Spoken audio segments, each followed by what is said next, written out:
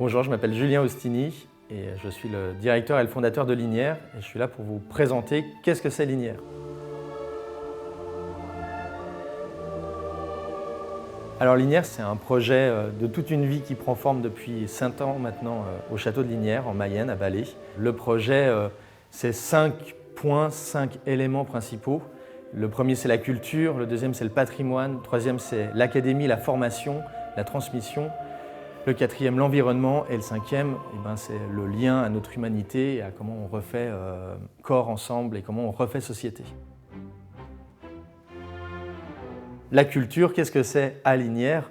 L'idée, c'était de ramener la culture dite classique, la culture qui semble éloignée de nous et qui semble être réservée aux mégapoles, aux centres-villes et aux grandes institutions avec des dorures, de la réinventer à la campagne telle qu'elle a été imaginée au début, telle qu'elle se créait avec Verdi, avec Molière, avec les chariots de Thespie. Donc on fait en Mayenne des opéras.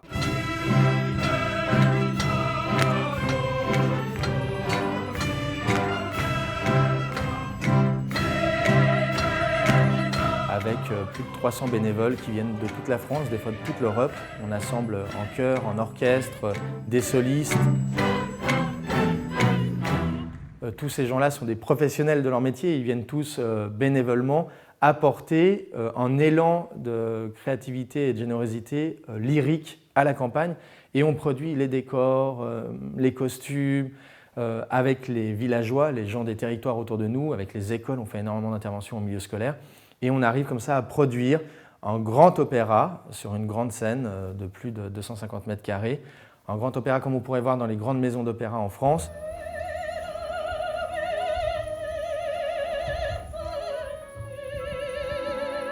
On vient de faire La Bohème cette année avec plus de 3500 spectateurs, ce qui fait de nous une des plus grandes maisons lyriques de France, parce qu'on fait plus de spectateurs qu'Angers Nantes Opéra, que Rouen, que Tours, que Saint-Étienne.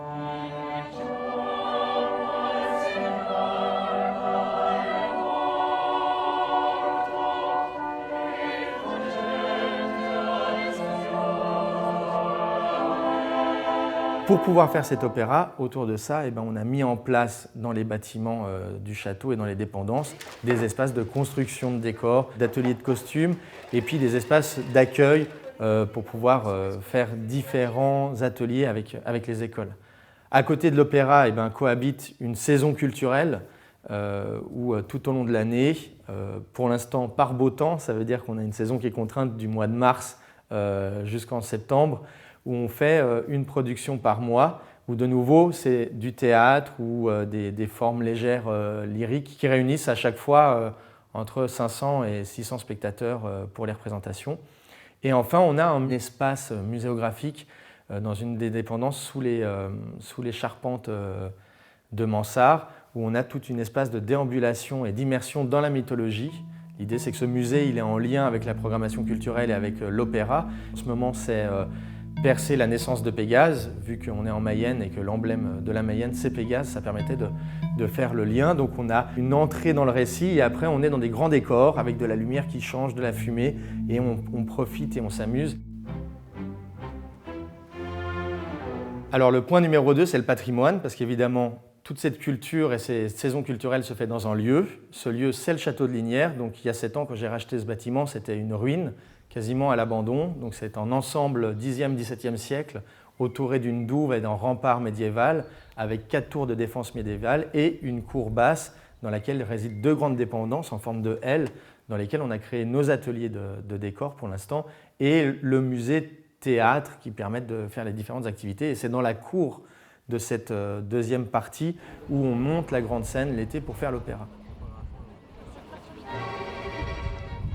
Donc le monument, il est à restaurer, il fait partie entièrement du projet. Donc on a dans le château en haut l'idée de créer des résidences artistiques, des lieux d'hébergement, des lieux de dortoir, parce que sur l'opéra par exemple on a 300 bénévoles, donc plus de 150 à 160 personnes à loger qui sont logées chez les habitants autour. L'idée, c'est de pouvoir soulager un petit peu l'effort commun, de pouvoir avoir des lieux de résidence à l'intérieur du château, des salles de répétition aussi dans le château, remettre l'atelier costume au dernier étage. Et enfin, à l'intérieur de l'édifice, on a une chapelle du XVe siècle qui, elle, servirait de lieu de répétition et aussi de lieu de petits concerts et de récitals. Le point 3, c'est la formation, la transmission, la partie académie. Donc aujourd'hui à Liniers, on fait déjà depuis 7 ans de la formation amateur. Il est possible pour n'importe qui d'intégrer le chœur de l'opéra, de venir faire un parcours sur 3 ou 4 week-ends pour apprendre à chanter 1 ou 2 chœurs et être projeté sur scène et chanter au milieu des choristes et profiter d'une expérience complètement immersive du chant, même si on n'a jamais chanté dans sa vie. On fait de la formation sur l'ensemble des domaines qu'on touche, donc il n'y a pas seulement le domaine artistique dans le sens de la pratique du chant ou de la pratique musicale ou théâtrale, il y a aussi tous les ateliers de fabrication. On apprend à coudre, à dessiner des costumes, à créer des décors, à peindre, à sculpter, à jardiner, à cuisiner pour les équipes. Mais on fait aussi beaucoup d'interventions en milieu scolaire. On a des écoles partenaires chaque année où entre 150 et 200 élèves voient des artistes venir dans leur classe, leur parler de leur métier et surtout moi je vais leur faire écouter la musique de l'opéra, je leur raconte l'histoire. Ils sont amenés à découvrir l'architecture d'un bâtiment, d'une maison d'opéra, à comment ça fonctionne, une technique dans l'opéra. Et ensuite, une fois qu'ils ont compris un petit peu ces différents éléments, ils fabriquent avec moi la scénographie et la mise en scène et les costumes qui sont ceux qui seront utilisés réellement et construits par nos équipes ici l'été.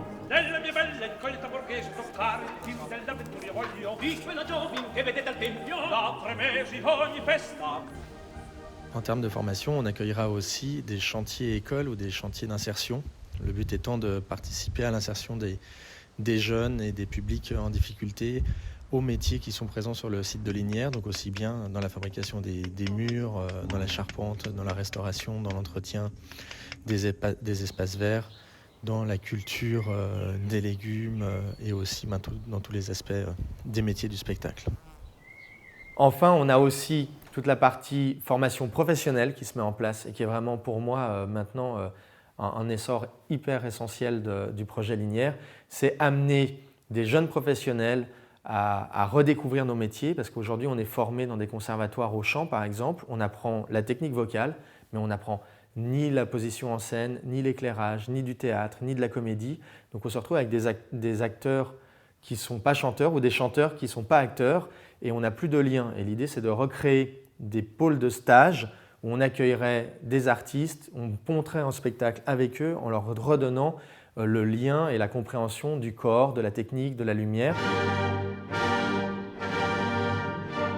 On accueillerait en même temps de la formation professionnelle pour les métiers techniques ou les métiers des loges, c'est-à-dire l'habillage, le costume, le décor, la lumière. C'est essentiel pour continuer à travailler et à trouver de l'emploi dans les métiers artistiques, de redevenir un peu des couteaux suisses et de savoir faire plusieurs choses ou d'au moins avoir une compréhension de ce qui nous entoure.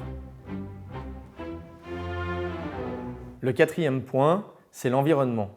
Parce qu'évidemment, on est dans un espace en pleine campagne. Le château est entouré de terres pour l'agriculture biologique, vaches, produits laitiers.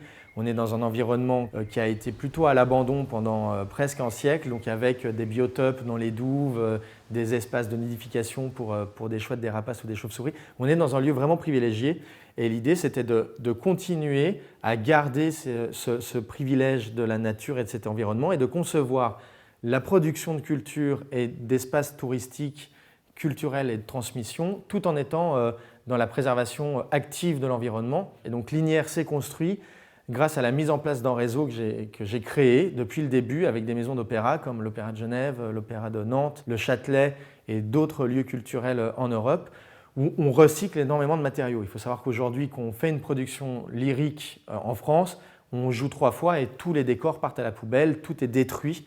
Et nous, en fait, on fait grâce à des partenariats avec des transporteurs routiers, ramener des semi-remorques entiers de bois, d'acier, de décors qui vont nous servir en fait de matières premières qu'on réutilise pour faire des travaux sur le site, pour faire les décors de nos expositions ou les décors de nos différentes productions. Et donc le projet est d'acquérir un bâtiment dans la commune qui serait idéal pour ça et de pouvoir créer une ressourcerie en Emmaüs du spectacle, si je puis dire, où toutes les compagnies de théâtre, tous les groupes amateurs et tous les artistes des Pays de la Loire pourraient venir se fournir en matériaux de qualité parce que comme c'est des maisons d'opéra qui jettent, on est sur des matériaux qui sont hallucinants en qualité et en coût matériel pour pouvoir les avoir en seconde main et créer comme ça un cercle absolument vertueux.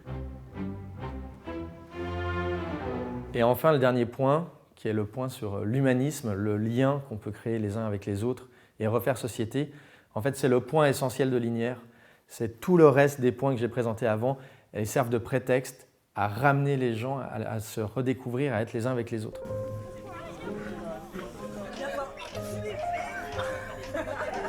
Et on a plein d'exemples comme ça de gens qui viennent découvrir des voisins, de villages autour. Depuis que Linière a commencé ses projets, on a vu que les fêtes des villages autour étaient de plus en plus populaires et qu'il y avait de plus en plus de monde qui allait parce qu'en fait, les gens du village de Ballet n'allaient jamais à Saint-Pierre et inversement. Et là maintenant, comme ils se rencontrent à Linière, comme ils font des projets ensemble, ils vont les uns dans les villages des autres.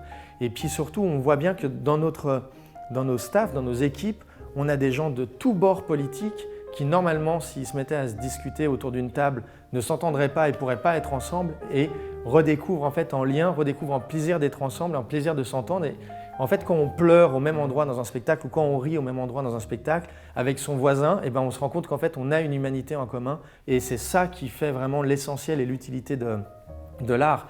L'art aujourd'hui à Linière, c'est le socle, c'est refonder notre République. Aujourd'hui, notre République, elle s'érode parce qu'il n'y a plus de socle et le socle, c'est l'art. Parce que c'est par l'art qu'on peut avoir de l'empathie les uns pour les autres à travers un spectacle et ça crée vraiment un élan où on peut se redonner foi en notre humanité et où on peut redonner une transmission des valeurs essentielles.